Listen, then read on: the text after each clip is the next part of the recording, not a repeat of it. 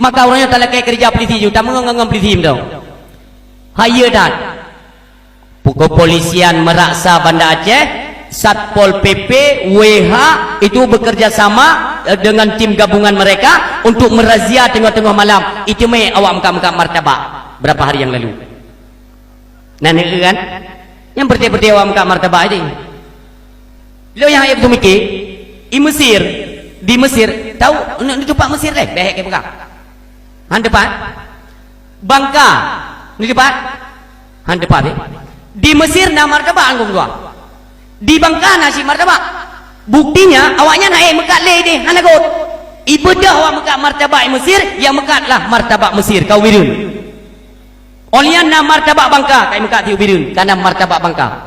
Di martabak cuang ini ke dia Banda Aceh yang mekat. Pui pegat mai. Yang martabak cung lagu rupanya Aceh. Iya, ibu tu mikir kan? Ya kan rata-rata yang mekat martabak 22 ton, ya kan? Martabak cungnya 20 ton, 20 ton. Tapi dari sekian banyak yang toke-toke martabaknya, nah yang 40 ton loh minan. Pu martabak lah 40 ton.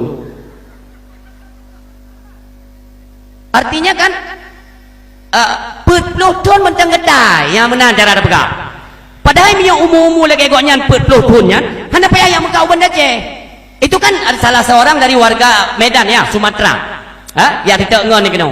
Ya seperti Fir'aun ni deh, ya kena kita Fir'aun ni no. Ya tapi Fir'aun ni deh mengkau martabak. Padahal menyoji Medan, yang martabak cunggihnya hanya payah yang mengkau Aceh. Dari daerah Kampung Lalang nan di pajak pagi, 3 orang pun jitulah lagu tin.